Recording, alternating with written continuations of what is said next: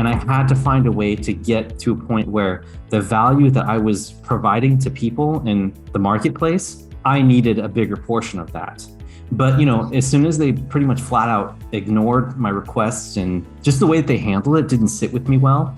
And from that point forward, I vowed to never be dependent intentionally on a single employer ever again.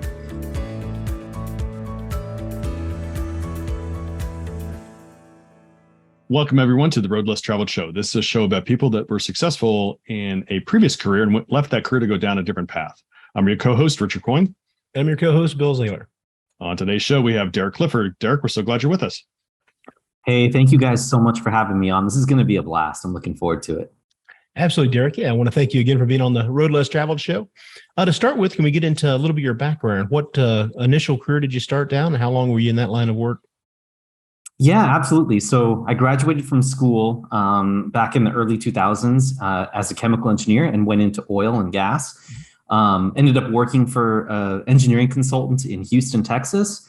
And then I met my future wife-to-be who dragged me over to Washington State. And so ended up in the northern part of the Pacific Northwest up in Bellingham. And then while she was getting her doctorates, she got a residency down in the Bay Area in California. And so I made a career transition from being in oil on the engineering side to being on the project management side when I made the move from Washington State down into the Bay Area. And then, that was, I worked in both oil and gas for about 7 years, and then also in project management for about 5 or 6 years. So a little bit about the same in both industries. Mm-hmm. Excellent. And then what path have you transitioned to at this point? Yeah, so now my side hustle has become my full-time gig. It was originally buying single-family homes with my high-powered Bay Area salary out in the Midwest and buying a whole bunch of cash-flowing single families and small multifamilies.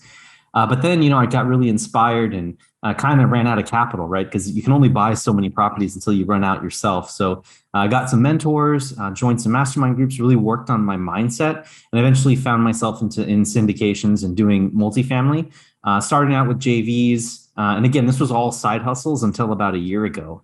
About a year ago, we made this side hustle our full-time hustle. That's great. Nice. And what avenues have you focused on now? It sounds like you were in several different things in the real estate world. What are you focusing on now? Yeah, so right now it's primarily joint ventures and syndications on the multifamily side, although we're very, very excited about self-storage as well. But I have to admit that we haven't done anything yet in self-storage. We just intend to and are setting ourselves up to start positioning to go into that asset class.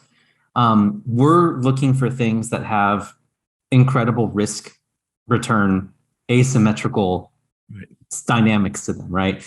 And multifamily seems to be consistently the thing that banks and institutional investors look to purchase and acquire, and for good reason, because of the demand. So that's one reason why we're really positioned to specialize in multifamily, but then also start to branch out into rare earths, and then also maybe even tokenized real estate, because I'm really big into crypto. And then, of course, self-storage. But I would say for now, the main things is self-storage and multifamily, because they're the bread and butter of what we see as a very healthy investment to help protect investor returns. Yeah, I saw, I can't remember the source, but I saw an article, I don't know, 2-3 months ago, talked about the different classes of real estate and which ones have performed the best and have the traditionally performed the best, as well as in the past, as well as the expectations for the future. And multifamily was at the top. Self-storage, of course, is a great space. But actually, I think the number two asset was, medical office buildings. I guess the idea there is you got a likelihood of a tenant being there for a good long time, because healthcare is not going anywhere. So, but anyway, self-storage is a fascinating field. So definitely interested about that. So Derek, as you think back to your engineering degree and your construction project management side of things and all that good stuff, is there a funny story you can share? Something that made you scratch your head along the way? Think, why am I doing this? Yes, there is. This actually happened a little bit earlier on in the career. It was when I first started getting involved in, mindset development. And again, all the things that are good in my life came from my spouse, came from my wife, including mindset growth and thinking in an entrepreneurial way to help challenge kind of the status quo that we've been grown up with and conditioned, especially my parents. Like they did a fantastic job with me, instilled me with great values, but they can only go so far in advising me in what makes sense financially to do. So the best and most stark story that I can give was I was working directly for a client in oil and gas. I was at their facility in Tacoma, Washington, and I was doing, heat exchanger calculations. I was basically sizing pump equipment for them and identified a handful of places where they could easily save $1 million, right, in operations every single year, right? And I did that with the time that I'd spent maybe a month or two on the job. And so I kind of did some back of the envelope math, right? To say, well, okay, so I'm saving the client this much money, or I'm actually putting money in their pocket because they're operating it now, right? In a certain way. And I went to my employer and I said, look, I'm saving them this much. I'm still making an entry level salary. Can you at least, help me with this? Because I was really crushing it for them and really doing a lot of great things. And the employer just kind of, they proverbially kind of sat back and just laughed at me a little bit. They didn't do that outright, but I could kind of feel, the audacity of this kid, this 25, 26-year-old kid to come in and demand more because of the value that they're adding to client. Like that just isn't the way that it works. And I agree, it isn't the way that things worked. But, as soon as they pretty much flat out ignored my requests and just the way that they handled it didn't sit with me well. And from that point forward, I vowed to never be dependent intentionally on a single employer ever again. And that anger, right, that the audacity for them, right, which of course is just, that's just the way it is. I felt like I was being, a number was being given to my actual value, even though I was providing so much more. And I had to find a way to get to a point where the value that I was providing to people in the marketplace, I needed a bigger portion of that back. Right. And so all of these self-development books and everything were kind of pointing in that direction. And that was one story that, that I can think of right away that kind of gave me the idea that I couldn't do it anymore. That's pretty awesome that you learned that lesson at 25, 26, because some people never get that mark, and they, I think it's Cardone that talks about, you're either helping to someone else to achieve their dreams, or you're working to achieve your own dreams. And if you're working for somebody else, you're basically making them rich rather than yourself. So, it's obviously there's risks in terms of going out on your own, but seeing that difference in that, how much value you were able to deliver compared to your salary. Yeah, it is sometimes just mind-blowingly out of whack, and it's that's not okay.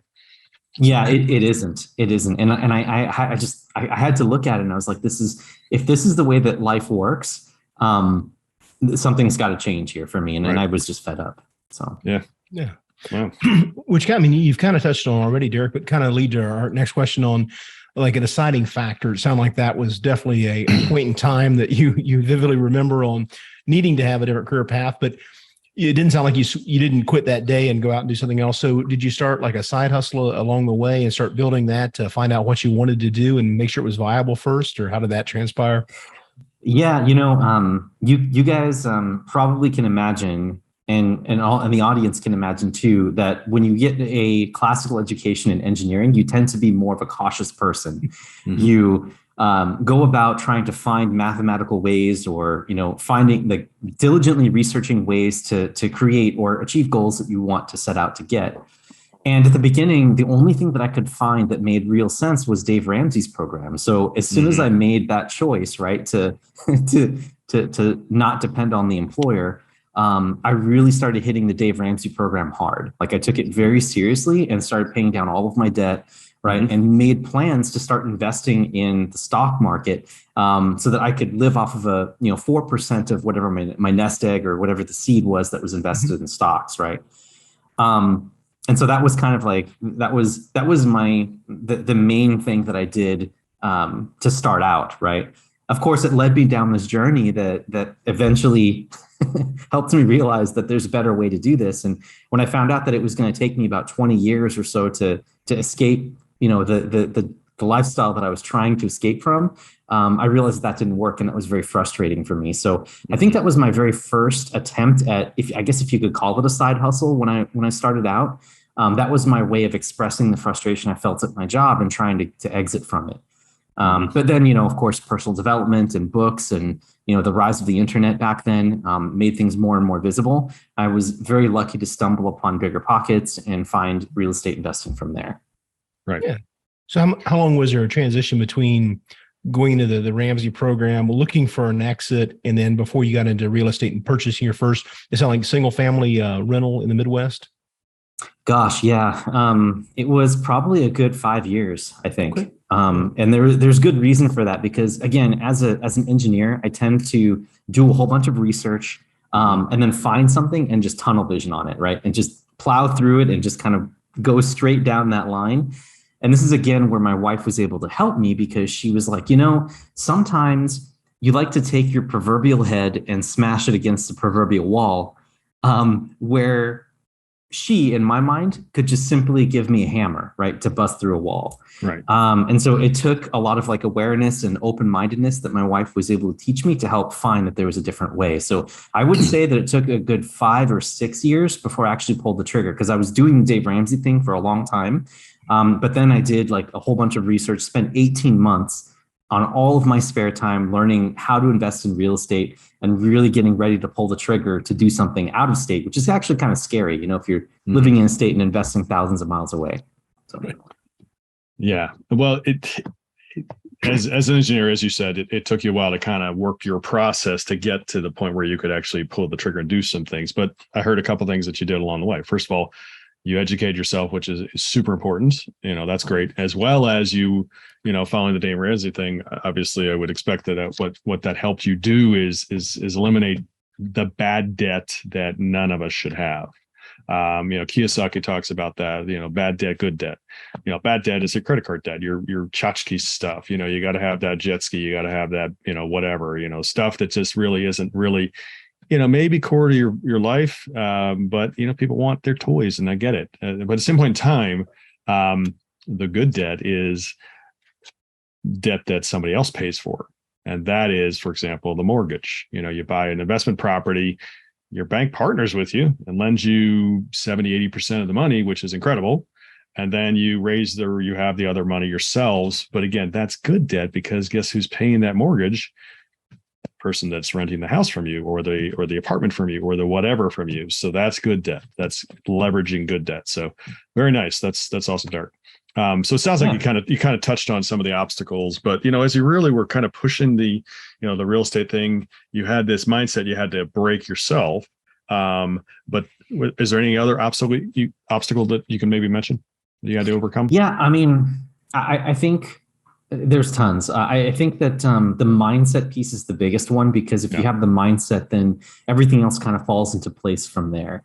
I think for me, it was, the open-mindedness, the mindset. I didn't have any coaching and I just didn't have a direction. I think that was the main thing is I didn't really have a vision for what my future could be. And so for that reason, obviously I kept getting the same thing I was always getting because I kept thinking the same way. And so as soon as I surrounded myself around people who were in the right space, then that's when things started to click. And I'll give you one example of an obstacle. I just was not allowing myself to get out of my own way. My wife, she has always been the person who has introduced ideas that have brought us to a new level, brought us to a quantum leap into the next realm of success, right? And one example I can think of as an obstacle in getting in my own way was there's a mastermind group opportunity that came up. And this was back in 2017 or 2018 And I think it was $5,000, I believe, for the entire year. And what it was is a whole bunch of people who were trying to march to their first $1 million or $1 million net worth. And I just couldn't see or couldn't bring myself to actually spend that $5,000 to be surrounded by these people who are already on their way and already entrepreneurs like agents and things like that, where I was a W-2 full-time employee. So I just couldn't bring myself to spend that money. But my wife was like, you have to do this. It's something you've got to do. And for me, because I was on the Dave Ramsey mindset, right? I was like, this is money that we don't have to spend. I could instead just find the material that they're talking about and then do it myself. But the pieces that I was missing is the commitment that $5,000 brings you, right, to a group like that over the course of a year. And then also, just the fact of letting go that it's okay to invest in yourself, right? It's okay to do that. And so realizing and placing a firm value in educating yourself and making sure that I was doing that and getting out of my own way, I would say is the biggest obstacle there. Wow. Yeah.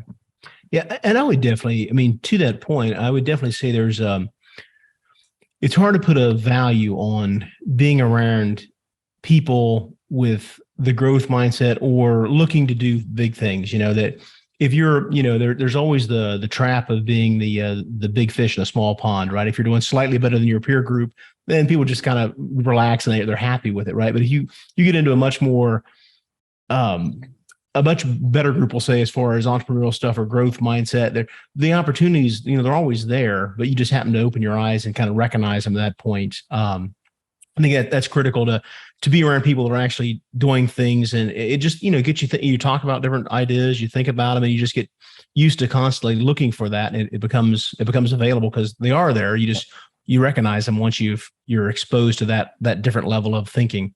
Mm-hmm.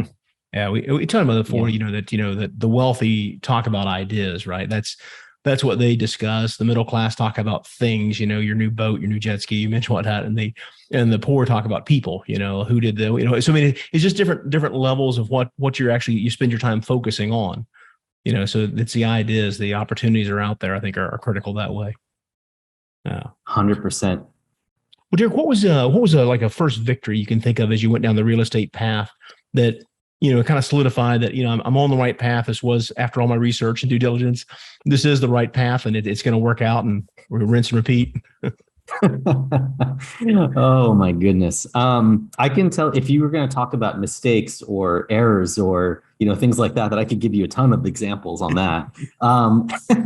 But yeah, as far as like a victory goes, I would say that collecting my very first passive income check from, well, I guess not passive because it was a single family rental, but collecting that very first check in rental income was verification that like all of this stuff actually does work, and I think that I took the route of, after listening to a whole bunch of Bigger Pockets and listening to people who've done this before, I took the route of using my IRA, my self-directed IRA, to just buy a property outright, and build my network up from there. My plan was to build a property, get a property manager, a contractor, the whole like core team back then, and then start to leverage that team and make adjustments as I went, right? Eventually, after I overcame that mindset hurdle of taking action, right, and getting out of my own way. So once I made that happen, I got my first rental check come in, and I was like, oh my gosh, this actually works. Very cool. And then, from there, it was just a matter of scale, right? Like once I had the first check in and I saw that it wasn't so scary to buy stuff out of state, and we had people that were there to help keep tabs on the property, that proof of concept was there in my mind. And then from there, it was just kind of, balls to the wall, basically, and just kind of went all into it and just really poured my effort and energy into it until I couldn't do it anymore, which was basically I ran out of loans. I ran out of single family loans. I ran into the 10 houses and then had to go into the commercial route after that. Okay. Yeah, that makes sense. So Derek, is there, in your new world, is there something humorous you can share, a funny story that you've experienced? In terms of business, or in terms just of anything that's from where you were to where you are now, anything that strikes you as funny that you I think what's really interesting is I have over the last 6 months or so, or even a year, I used to be the breadwinner in the house. I used to be the one that would make the income in the W-2 and bring that all in. And not to say that I don't do that now, because we definitely make, income from our properties coming in to be able to support our lifestyle. But I like to view my wife right now as the breadwinner. And I think that like that flip-flop is really cool, because we're both remote, we're both digital nomads now, and we're able to do our business from anywhere as long as we have an internet connection and power to be able to do it. And I think that it's really funny that, she was relying on me to pay her student loans and to pay, all the ongoing expenses that she had as a doctor, right, which is expensive to do. Mm-hmm. And now it's kind of vice versa. Like she's helping to pick up some of the one-time expenses that come up with real estate investing. Also, able to help with like all the travel that we're doing right now. Nice. It's just a really great, compromise. So I guess it's not really a funny story per se, but it is one of those really aha moments that's like, wow, life is really fluid and a very cool thing to witness, right? And to have that gift and be able to exchange that with the partner is really cool. It brings us together even more. Very nice. Yeah. Very nice. Yeah. Absolutely.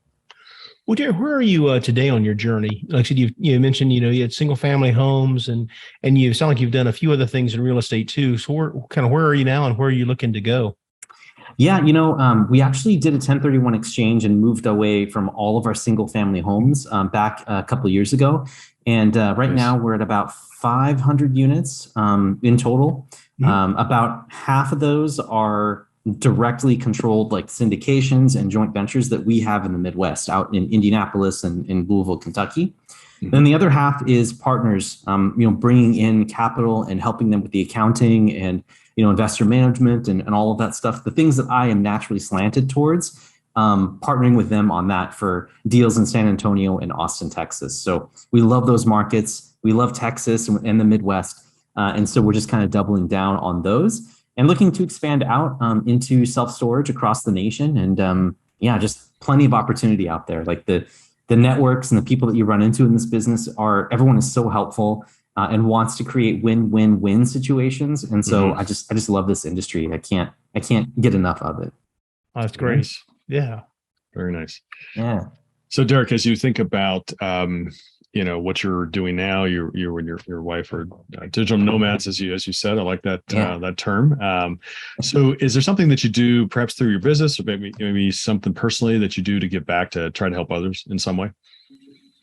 Yeah, a lot of the things that we do is for like, I would say that there are properties that we work on that are income restricted.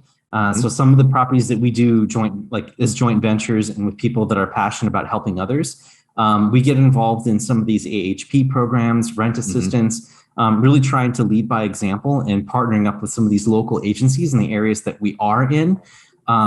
Not only for, to help the good, to help the community that we're serving and really, really putting a lot of energy and time into, but also educating too. We want to educate people on how to eventually become more income sufficient and income independent, so that they're able to leave our situation and become more productive individuals. So we're really happy about what we're doing there. And then, of course, me talking with younger investors, coaching people, like that's something that I really like to do. And I really like to talk with anyone who wants to talk with me about investing, what it's enabled for me, and just to hear our story. Because there's a lot of techniques that we've learned over the years that works as a side hustle and also to help inspire people to, eventually become more than who they think they are right now, and a lot of it starts with mindset, but there's definitely some concrete tools that I can share with people that can help, look at life from a different way. So we love to be that mentor in that piece as well. Very nice. Yeah. Well, Derek, what is something you've recently implemented in your business that's allowed you to grow and scale? Yes. So we are very big in automation and tools and technology. One thing that I will share that's pretty cool, and I'm wondering if you guys do this with your podcast also, but I have a tool called Otter.ai. And what Otter.ai does is it stores live transcripts and actually shows, you can see a live transcript while the conversation is happening on any Zoom call, and it gets automatically added. So every time you schedule a Zoom call, it plugs in and it basically records the entire audio, transcribes it, and uses AI to interpret who it is that was actually speaking. So if you tag someone like yourself or, an investor or someone you talk to on a regular basis, their names come up and you can search every single conversation you've ever had with anyone for certain keywords. But the cool thing that we do with it is while we're doing our podcast, we highlight things that we really like that our guests had said. And then our virtual assistants go and they pull those highlights and use them for social media posts later or for audio snippets. That way it's completely automated. So all I have to do is just highlight the things that I like that this person said. And that is our full on automation, content generation machine, right? We have social media posts, snippets, quotes that we want to pull out and put into the recap on our website. All that stuff is there inside of that transcript. And so I think it's a really cool tool we've been using to kind of like stack up and help us be more efficient in what we do. Right. It's a great idea. Yeah. Very nice. Very nice. So Derek, as you think back and look on what you've done in your different fields and whatnot, is there some advice you would share with somebody who's considering making a path change? Yeah, I'm so glad you asked this question. This is big. I actually have two pieces to this. So the first piece, and I'll try to keep this as brief as I can.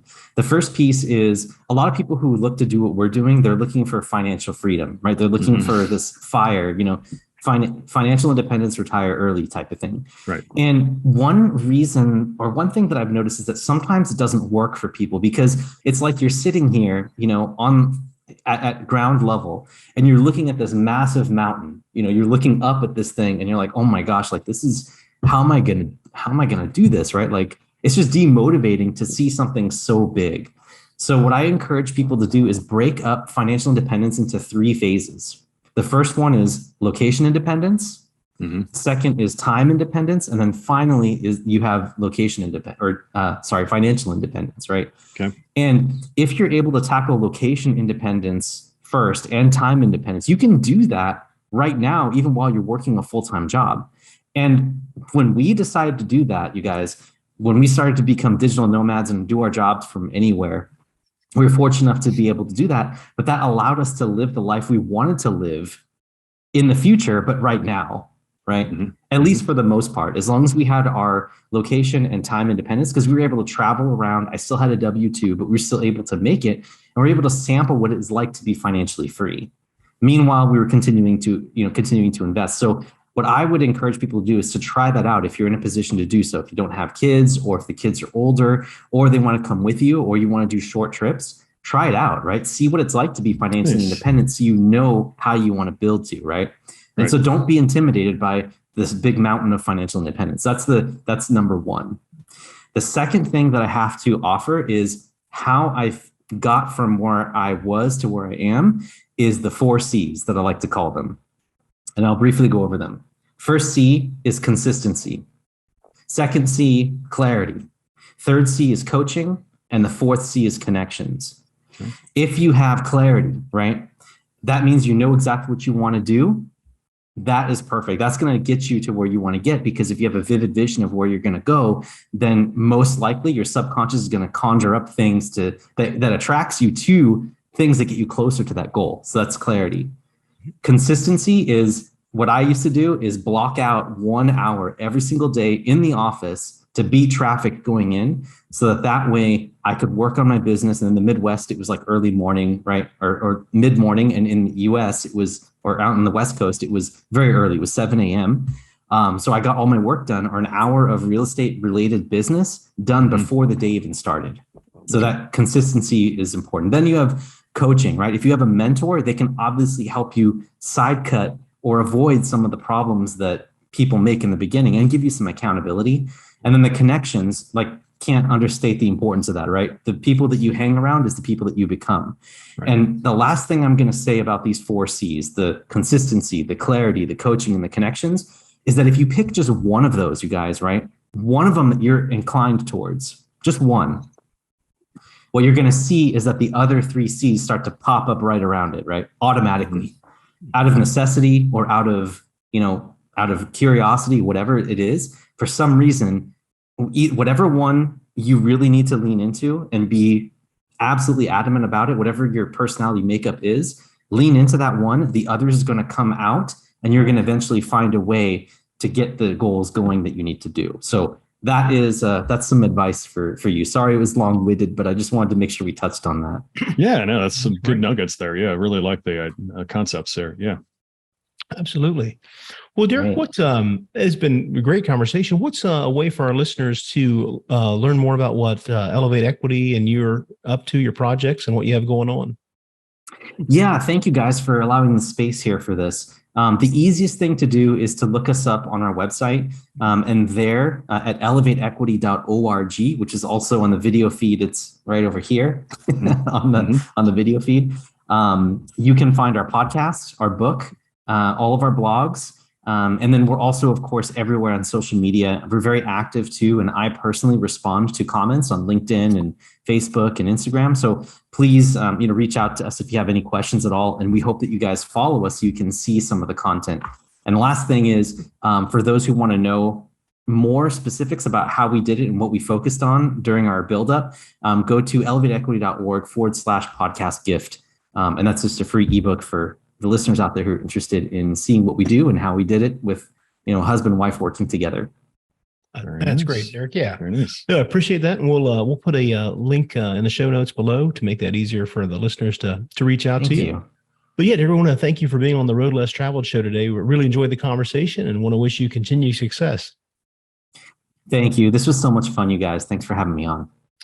Absolutely, Derek. We really appreciate you joining us. And we'd also like to thank our listeners. Please continue to give us a 5-star rating so we can bring you more great content like Derek Clifford on today's show.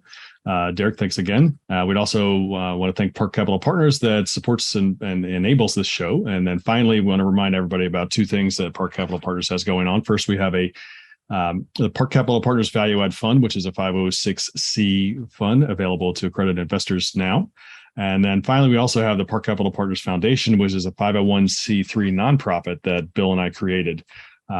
So the way that works very quickly is that we fund the operations of the foundation so that all the money donated goes to do its best work to help others. Second, we donate a portion of our profits to the foundation. We personally donate to the foundation. And finally, when an investor invests with us, we make a donation to honor that investor from a list of 15 pre-selected charities, just to help that investor feel a little better about investing. Yes, of course, they want to make money, but at the same point in time, why not help somebody else while you're doing it? So thanks again. Reach out to Bill and I. We're happy to have conversations with anybody at any point. And thank you for joining. And remember, folks, the road less traveled may be calling you. We recommend that you listen and take action. Thanks for joining.